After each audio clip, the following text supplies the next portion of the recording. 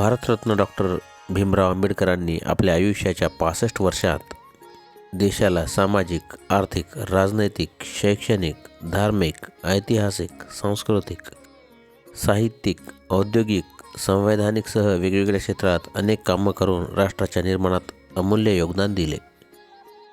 14 April 1891 या रोजी प्रज्ञासूर्य, क्रांतीसूर्य डॉक्टर भीमराव रामजी आंबेडकर यांचा जन्म भारताच्या मध्य प्रांतातील इंदोरजवळील महू या ठिकाणी झाला. त्यांच्या आईचे नाव होते भीमाबाई आणि वडिलांचे नाव रामजी सकपाळ. त्यांचे वडील इंडियन आर्मीत सुभेदार या पदावर होते. या दाम्पत्याचे भीमराव हे 14वे अपत्य होते. वडिलांच्या निवृत्तीनंतर 1894ला हे कुटुंब महाराष्ट्रातील साताऱ्यात स्थलांतरित झाले. भीमराव हे कुटुंबातील सर्वात छोटे सदस्य असल्याने सगळ्यांचे लाडके होते. डॉक्टर बाबासाहेब आंबेडकरांचे मूळ गाव हे रत्नागिरी जिल्ह्यातील अंबावडे हे होते. महार जातीतील असल्याने त्यांच्यासोबत सामाजिक आणि आर्थिक स्वरूपात मोठा भेदभाव केला जात असे. इतकेच नाही तर दलित असल्याने उच्च शिक्षण घेण्याकरिता देखील त्यांना फार संघर्ष करावा लागला. तरीही त्यांनी सगळ्या कठीण परिस्थितीवर मात करत उच्च शिक्षण प्राप्त केले आणि जगासमोर स्वतःला सिद्ध करून दाखवले. बाबासाहेबांनी आपले प्राथमिक शिक्षण दापोलीत घेतले. त्यानंतर मुंबईत एल्फिन्स्टन हायस्कूल या शाळेत प्रवेश घेतला. अशा पद्धतीने शिक्षण घेणारे हे पहिले दलित ठरले. 1907ला त्यांनी मॅट्रिकची डिग्री मिळवली. पुढे बडोदा नरेश सयाजीराव गायकवाड यांनी फेलोशिप मिळाल्याने डॉक्टर साहेबांनी आपले पुढचे शिक्षण सुरू ठेवले. 1908ला डॉक्टर बाबासाहेब आंबेडकरांनी एल्फिन्स्टन कॉलेजला प्रवेश घेऊन इतिहास घडवला. पुढील शिक्षण सुरू ठेवण्यासाठी 1913 साली डॉक्टर बाबासाहेब आंबेडकर अमेरिकेत गेले. 1915 साली त्यांनी कोलंबिया विश्वविद्यालयातून समाजशास्त्र, इतिहास, दर्शनशास्त्र, मानवविज्ञान यासोबत अर्थशास्त्रातून MA ची डिग्री प्राप्त केली. त्यानंतर त्यांनी प्राचीन भारताचे वाणिज्य या संशोधनातून 1916 साली अमेरिकेतील कोलंबिया विश्वविद्यालयातून PhD प्राप्त केली. शोध प्रबंधाचा विषय होता ब्रिटिश भारतात प्रांतीय वित्त आणि विकेंद्रीकरण. भारतात परतल्यावर त्यांनी हैदराबाद संस्थानात नोकरी पत्करली, पण तिथेही त्यांना अस्पृश्यतेचा सामना करावा लागला. जातीगत भेदभावाला संपविण्याकरिता आणि अस्पृश्यतेला मिटवण्याकरिता डॉक्टर बाबासाहेब आंबेडकरांनी बहिष्कृत हितकारिणी सभा हा पर्याय शोधला. या संघटनेचा मुख्य उद्देश मागासलेल्या वर्गात शिक्षणाचा आणि सामाजिक आर्थिक सुधारणांचा प्रयत्न करणे हा होता. यानंतर 1920ला त्यांनी कलकापूर येथे महाराजा शहाजी द्वितीय यांच्या मदतीने मूकनायक या सामाजिक पत्राची स्थापना केली. डॉक्टर बाबासाहेब आंबेडकरांनी 1936ला स्वतंत्र लेबर पार्टी बनवली. पुढे 1937ला केंद्रीय विधानसभा निवडणुकीत या पार्टीने 15 सीटा जिंकल्या. 15 ऑगस्ट 1947ला भारत स्वातंत्र्य झाल्यानंतर त्यांची पार्टी विशेष प्रदर्शन करू शकली नाही.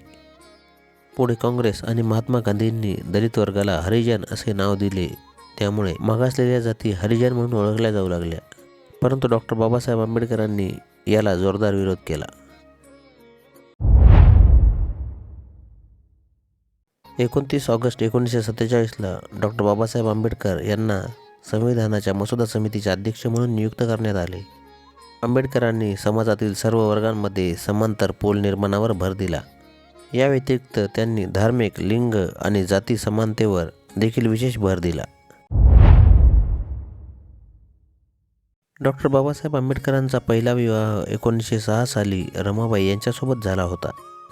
त्यांना यशवंत नावाचा एक मुलगाही होता. 1935 साली रमाबाईंचे दीर्घ आजाराने निधन झाले.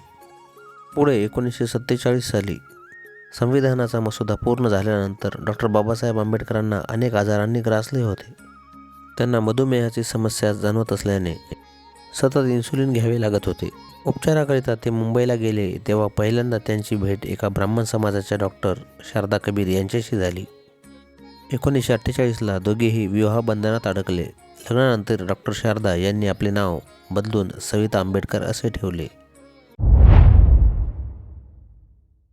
1950 साली भीमराव आंबेडकर यांनी एका बौद्ध संमेलनात सहभागी होण्यासाठी श्रीलंकेला गेले असता बौद्ध विचारांनी प्रभावित होऊन त्यांनी बौद्ध धर्म स्वीकारण्याचा निर्णय घेतला.